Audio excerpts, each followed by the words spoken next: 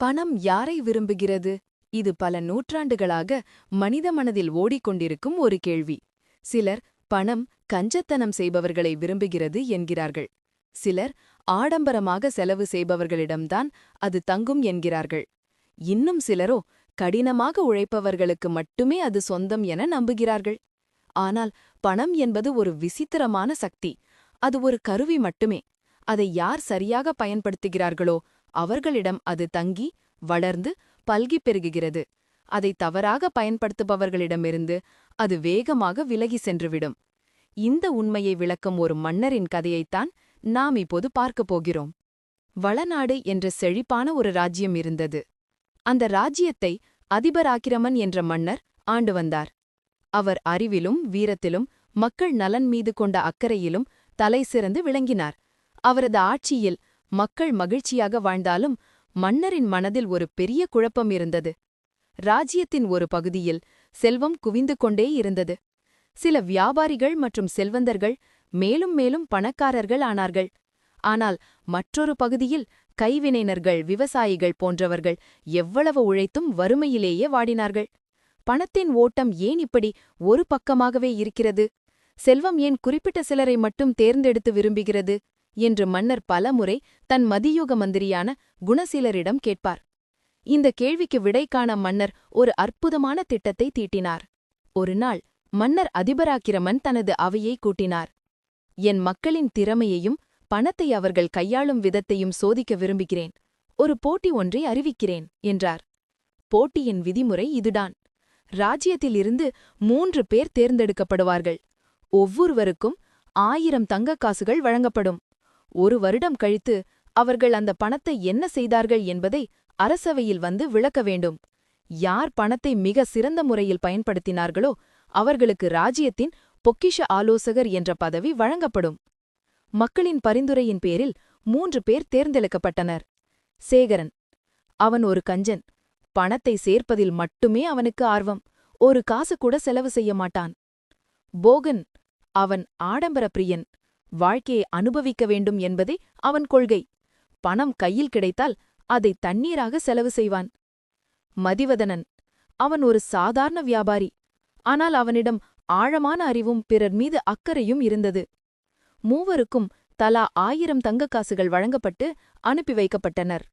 1 வருடம் கழித்து அரசவை மீண்டும் கூடியது.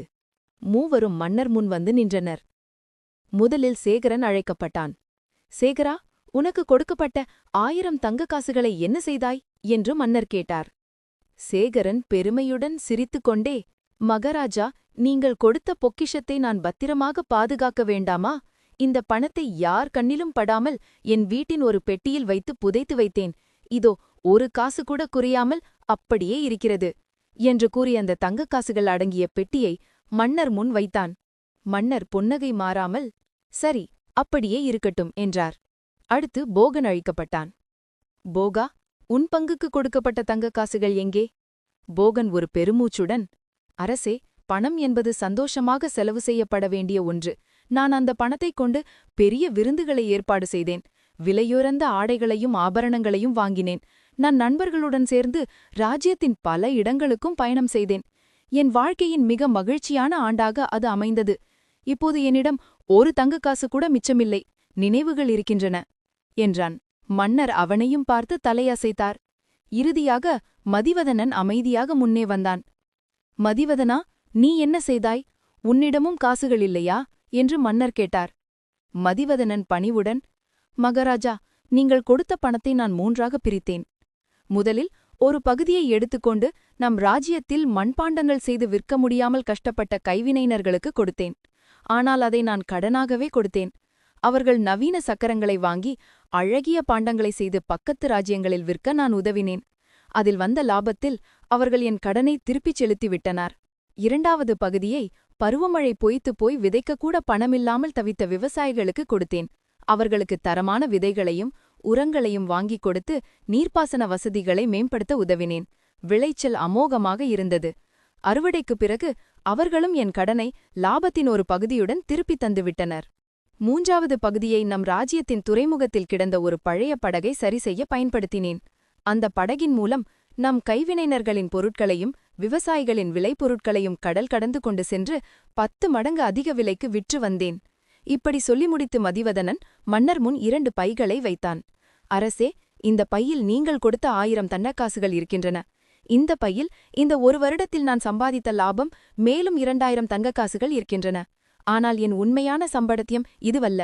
இப்போது நாம் கைவினைஞர்கள் சொந்த காலில் நிற்கிறார்கள். விவசாயிகள் மகிழ்ச்சியாக இருக்கிறார்கள். நூற்றுக்கணக்கான குடும்பங்கள் வறுமையிலிருந்து மீண்டு வந்துள்ளன. பணத்தின் ஓட்டம் இப்போது ராஜ்யத்தின் முழுவதும் பரவியுள்ளது என்றான். அவை முழுவதும் அமைதியில் ஆழ்ந்தது. மன்னர் அதிபராக்கிரமன் எழுந்து நின்றார். இப்போது புரிகிறதா பணம் யாரை விரும்புகிறது என்று கம்பீரமாக கேட்டார். பணம் அதை பூட்டி வைக்கும் கஞ்சனான சேகரனை விரும்புவதில்லை.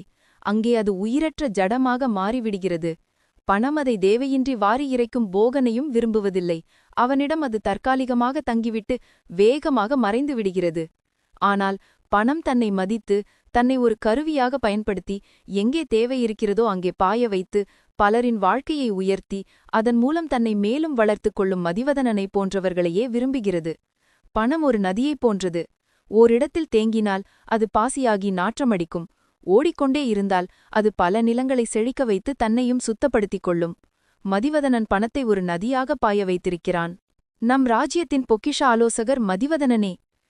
மன்னர் அழிவித்ததும் சபை கைத்தட்டல்களால் அதிர்ந்தது. தன் கேள்விக்கு தெளிவான விடை கிடைத்ததில் மன்னர் அதிபராக்கிரமன் மனநிறைவடைந்தார்.